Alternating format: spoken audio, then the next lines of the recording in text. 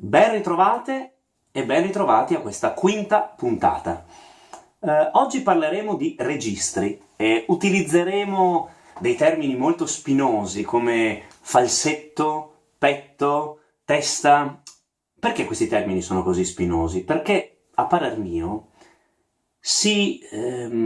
non si considera una cosa fondamentale, cioè che non esiste il basso, il baritono, il tenore, il contralto, il mezzosoprano, il soprano. Cioè non è che c'è una categoria stabilita e tutti sono uguali. Ognuno di noi ha le sue caratteristiche, quindi ognuno di noi avrà un passaggio che scatta prima di qualcun altro, avrà una percezione di una sonorità più cranica dove qualcuno non ce l'ha, utilizzerà per una predisposizione naturale il falsetto dove qualcuno il falsetto nemmeno sa cosa sia. Quindi quello che io vi chiedo è che io adesso parlerò di petto, di testa, di falsetto, di passaggio, ma dovete capire cos'è per voi il petto, il falsetto, la testa, il misto e il passaggio. Questa è la cosa fondamentale, cioè noi dobbiamo sapere queste cose sulla nostra voce e avere uno strumento di conseguenza facile, esteso e gestibile.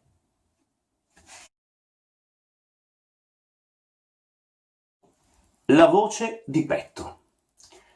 Che cosa dovrebbe essere la voce di petto? La voce di petto è una voce che usa sonorità toraciche, quindi quelle che sto usando adesso parlando.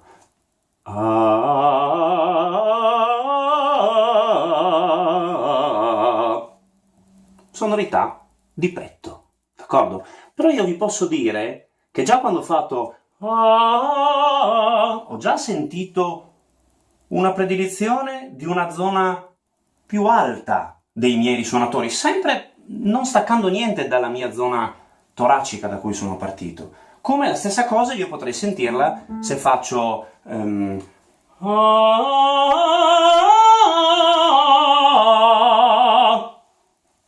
e ho usato un registro acuto della mia voce adesso, rimanendo però sempre attaccato al nucleo principale del petto. Chiaro? Quindi in questo momento noi siamo andati in una estensione di 2 ottave, prediligendo un registro di petto che si è sviluppato da solo in un registro medio e poi un po' più cranico. Il falsetto. Il falsetto, poverino, ha questo nome brutto, negativo, falso, perché si dice che usiamo le corde false per fare il falsetto, si usa una parte della corda vocale, però in verità il falsetto è un tipo di voce per chi ce l'ha facile, molto utile, soprattutto per chi canta in coro, perché quando siamo stanchi, per esempio, può esserci molto utile. Il falsetto come lo scopriamo? Innanzitutto in una maniera molto traumatica, spesso steccando. Noi stiamo cercando di cantare, vorremmo cantare una frase come questa e facciamo Kyrie! Abbiamo sentito una rottura, come una specie di yodler. Kyrie, Kyrie eleison. E ci esce questa voce, che è una voce quasi da bambino, quasi senza sostegno, che però per esempio può esserci molto utile quando per esempio accenniamo, abbiamo la mattina presto una prova, dobbiamo cantare sempre questa frase di questo Kyrie eleison che mi sono inventato adesso, e invece che darci dentro, mettersi lì, respirare Kyrie eleison, Christe eleison, facciamo Kyrie eleison, Christe eleison e possiamo farlo 100 volte. Oppure, per esempio, il falsetto può essere molto utile quando dobbiamo cantare piano in una zona molto acuta.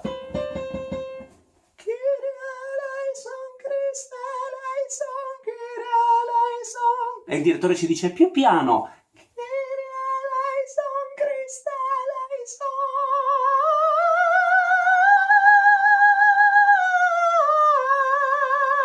Questo è proprio il falsetto, quello che secondo me, nell'uomo soprattutto, è il resto della voce infantile, quello che è rimasto in quel ricordo di facilità di canto.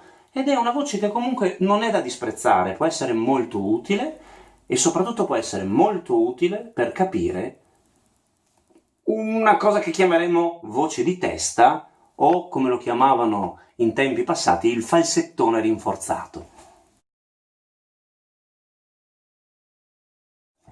La voce di testa.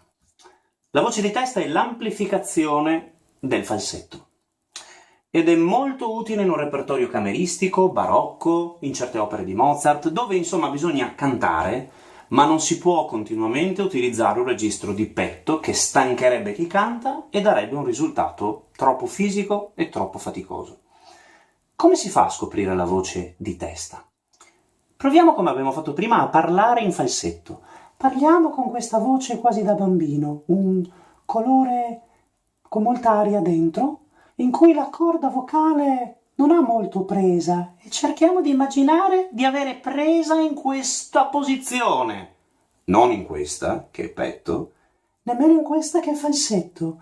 Falsetto che diventa tonico. Falsetto che diventa tonico. Ok? Lo proviamo a inserire in un'aria, in una frase di un'aria. Mozart, così fan tutte, un'aura amorosa, aria difficile, faticosissima. Proviamo. Tutto in falsetto, da bambini. Un dolce ristoro al cor porgerà. E adesso cerchiamo da questa voce di pensare un dolce ristoro al cor porgerà. E sono anche riuscito a rientrare nel petto alla parte finale.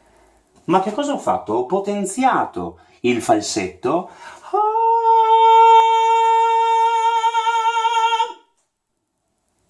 trasformandolo in voce di testa.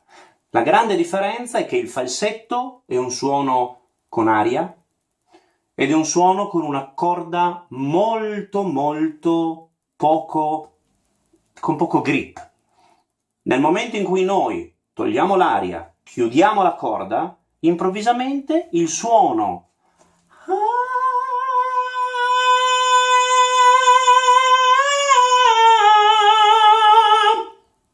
avremo anche una possibilità di aumentare il nostro range e di utilizzare anche degli acuti e dei sopracuti in questo modo, molto sonori, senza faticare più di tanto. Spero che sia tutto chiaro e vi aspetto alla prossima puntata, ovviamente. Buono studio!